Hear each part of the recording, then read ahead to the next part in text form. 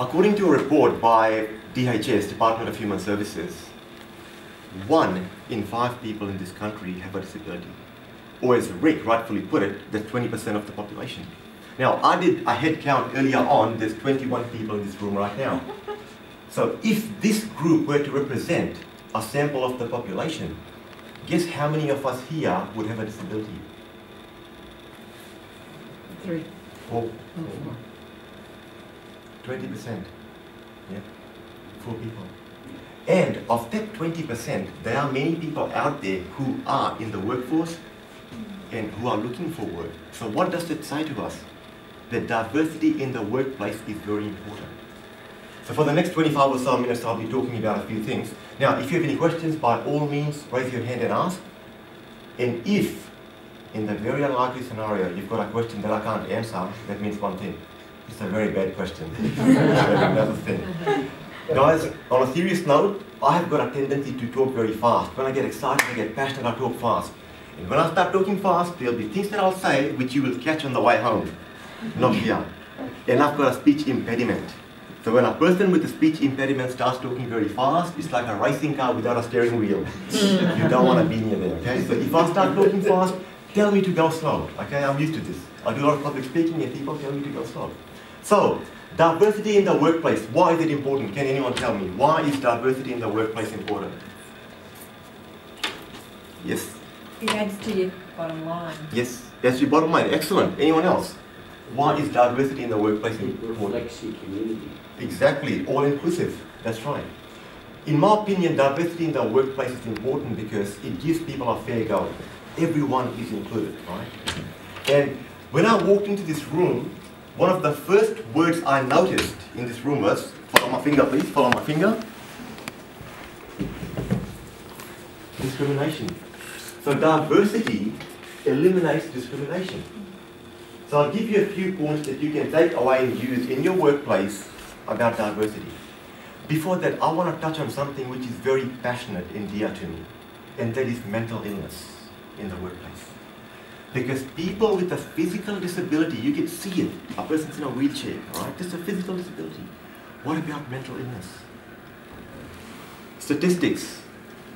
Approximately 30% of people in this country suffer from depression. What about mental illness? How much are we focusing on mental illness when it comes to disability in the workplace? Just something for you guys to think about. Mental illness. It's a big issue out there. I'm very fortunate because I volunteer at a mental health support center. And we see people with all types of mental illnesses, some from birth, some due to certain events like ABI, acquired brain injuries. And one thing I've noticed, whenever I go there once a week and volunteer. Every single person who comes through the door, they just want one thing, to be treated like a normal person. So why shouldn't we extend that in the workplace? People with mental illnesses, in my opinion, are not getting as much support as they should be. Can I share a quick example with you? I've got a background in finance. I did a degree in financial planning, worked in the sector for 9 years, and the GFC, global financial crisis, hit, and I lost my job. So I started doing coaching, speaking, training. Now, in the finance sector, the month of June is very hard. Can anyone tell me why? Financial year, exactly. I was doing a speech and there were a couple of Americans in the crowd and they had no idea. They said, what is end of June? I had to explain it to them. That's why I always ask. So let's just do a role play, okay? Let's imagine we've got a lady, Mary Smith. She works in the finance sector. And all throughout June, she's working hard. She's staying back. She takes work home. She's doing extra hours. She works on the weekend. In about 30th June, Mary Smith is completely burnt out. She's burnt out. She's lost her appetite, she's lost weight, she's not sleeping well. And her husband says, Mary, go and see our GP and see what's happening. So Mary Smith goes to her GP and the GP says, Mary, you've got depression, anxiety, loss of appetite, and your physical health is suffering. So Mary Smith comes back to work, has a meeting with the HR manager and says, look, end of financial year is over and now I've got depression, anxiety, loss of appetite. My question to you is this. Should the HR manager treat Mary Smith any differently to a staff member in a wheelchair? Yes or no? Most of you are saying no. Thank you. Thank you. Thank you. Because mental illness is a big, big problem in the workplace. And the sad thing about mental illness, you can't see it. And according to my experience, most people with a mental illness, they don't want to talk about it. Seriously, they don't want to talk about it. Like when we talk about diversity, you know, one of the things is don't ask a person with a disability personal questions. So, how did that happen? How do you feel? How does your family feel about this? Mental illness, people don't want to talk about it. People don't want to talk about it. So please, when you go away from here, think about mental illness and how you can help people with mental illnesses get back in the workforce, or the ones that are in the workforce, how you can help them stay there and do a better job. Does it make sense so far? Can you guys see where I'm going with this? Excellent. Second thing I want to touch on is this. Let's face it, people have got their personal biases. Not everyone's going to be open to diversity training or getting in people with a disability. So in the workplace, if you have somebody who doesn't want diversity training or people coming in with a disability, those people, I call them resistant employees because they are resisting change. They don't want people with a disability to come in, or they don't want diversity training. So if you do encounter any resistant employees in the workforce, please address the issue there and then. Don't let them walk away and think, okay, I'll talk to them tomorrow. Because the last thing you need is for him or her to go in the lunchroom, get more people on his or her team, come back to you with a big force of people, bigger headache for you. Who likes a headache at work? No one, thank God for that, right? Bigger headache for you. So deal with the resistant employee there and then. Talk to them, validate them, ask them questions. Now I'm going to do a quick role play regarding resistant employees. Is that okay? For a few minutes? I need a volunteer. And if I don't get one, Wiley will be my volunteer by default. Come up here, Wiley. Come on up here. Come on up here. This happened. That the position we had vacant until yesterday has been filled in. And the gentleman who's got the job is in a wheelchair. And Wiley is not happy about that. Okay? She's professional, she doesn't have any biases, she's just coming from a professional point of view. So the first question Wiley will ask me is, why are we doing this? Ron, why are we doing this? Wiley, thank you for that. I appreciate you being honest and open. Why are we doing this? Because we are an equal opportunity employer. Our goal is to be all-inclusive. Our goal is to give anyone a go who's willing to give it a go. So we're not doing this as a publicity stunt. Our goal is to bring the best people in for the job. And this gentleman, let's just say his name's Peter. Peter is really good at what he does. We've done reference checks. We've looked at his resume. He is a team player. He's productive. We'll bring him in. Rest assured, everything will be all right. Her second question will be, what if something goes wrong? But Ron, what if something goes wrong? Well, I understand that totally. Unfortunately, there are no guarantees in life. You know, there's no guarantees in life. All we can do is put in our very strict and stringent OC health and safety procedures and practices in place and make sure nothing goes wrong. And if something does go wrong, we've got the right steps in place to rectify the situation. So rest assured, we have taken all the precautionary measures and we are playing it safe. Her next question will be, what if productivity goes down? Yeah, Ron. What if productivity goes down? Thanks, Wiley. We understand how passionate you are about this organization and seeing it grow, hence your last promotion. Thank you so much for that. Now, productivity is something we take seriously. And we truly believe that Peter will add to our productivity instead of taking it down. Just like any other new member, he'll be given training. He will be given all the tricks of the trade, and we'll monitor his performance for about 6 months. And if something does go wrong or his productivity is on the decline, we'll deal with it there and then. Our goal is to make sure that Peter fits in the team and does the job. Now, Wiley, I have to ask you a question. Imagine tomorrow something happens to me and I sustain a disability. Would you tell my manager, senior HR, don't bring Ron in because he's disabled? Would you say that to me? Wiley? No, right? See what I'm doing? Empathy. I'm getting her to see things from another angle, right? Empathy, right? You wouldn't. Wiley, thank you so much for this. I appreciate you coming in. Here's what we'll do. In a month's time, we'll meet again. If you have any questions, we'll deal with this. And rest assured, every concern of yours is a concern of mine. So thank you. Thank you very Please much. give a hand. Give a hand. Thank you. So anyone think that I was just pretending that I'm just caring about Whaley, I've got work to do, please go. Right, here's the key, guys. Empathy is a big thing in the workplace when it comes to disability employment, discrimination. We get people to put themselves in other people's shoes, everything changes. Everything changes. And if you come across a resistant employee, empathy will be your #1 friend. Okay, does it make sense? Can you guys see where I'm going with this? Excellent. Yes? Ron, I agree with the focus on empathy. Yes. But equally, the other point that you made about the employee in the example that you used was that first and foremost, he was able to perform the requirements of the job. Yes. Okay, yes. So it's not just about empathy and what you said earlier about giving that person a fair go. Yes. Certainly that's part of it. Yes. But to begin with, yes. you've employed a person yes. who can perform all the requirements of the job. Yes.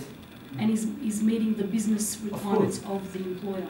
Of course, of course. Yeah. Martha, what's your name? Effie. Effie, my point was this. Empathy in the sense that do not treat that person any differently, okay? Like I've worked with people with disabilities and they were superstars, they were achieving all their goals. I've met salespeople in sales, real estate agents who had a disability, right? And they were shooting to the stars. Empathy in the sense that do not discriminate. It's not about their tasks at work, it's about do not discriminate based on the disability. Does it make sense? Mm-hmm. Okay, excellent.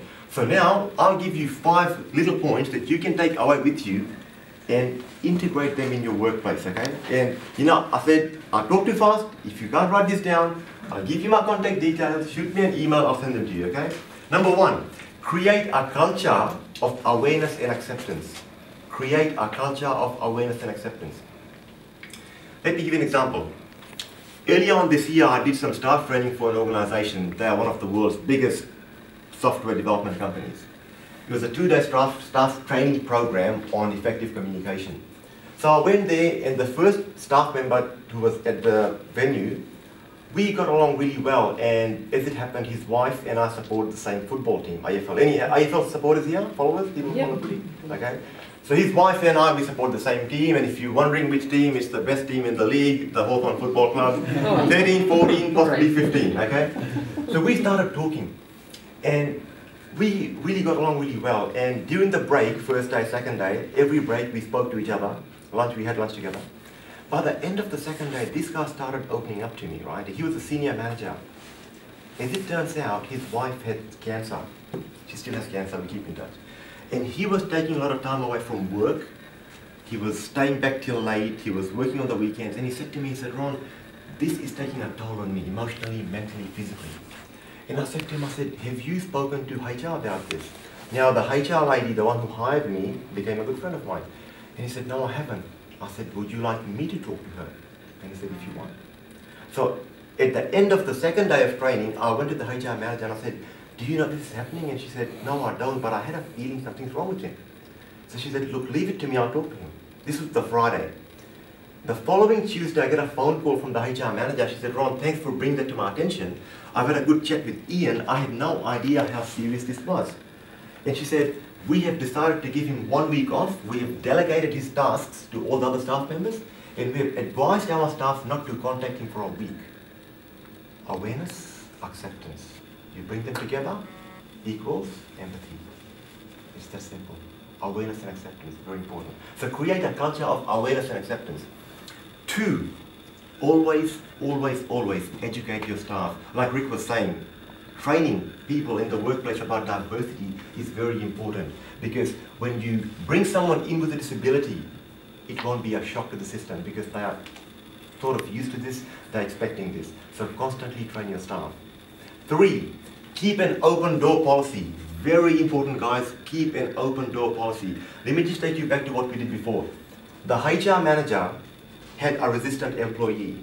She walked through the open door to talk to me because the HR manager had an open door policy. I read a quote about workplace training which said, don't let issues go from the boardroom to the lunchroom. Does it make sense? Mm-hmm. Don't let issues go from the boardroom to the lunchroom, because when people take issues from the boardroom to the lunchroom, they start gossiping, they start rumors. Once again, who likes a headache at work? No one. Exactly. So keep an open door policy. Okay, keep an open door policy. Step number 4. Sorry, I'm just losing my breath. Step number 4. Celebrate success. Celebrate success. It's very, very important to celebrate success. What do I mean by that? If you have a staff member with a disability and they do a good job, they achieve their goals, publicly acknowledge that. Anyone achieves their goals, meets their KPIs or whatever you want to call them, their targets, publicly acknowledge that person, because success builds on success. Failure does build on success, but not as much. And I can tell you through experience and through my research in human behavior, you can get more out of people by lifting them up than putting them down. Does anyone disagree with me when I say that? You can get more out of people by lifting them up than putting them down, okay?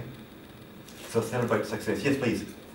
I agree with you, everything you've said. Yes. It's really important Yes. when you give them acknowledgement Yes. that it's genuine Yes, of course. and meaningful. Of course, of course.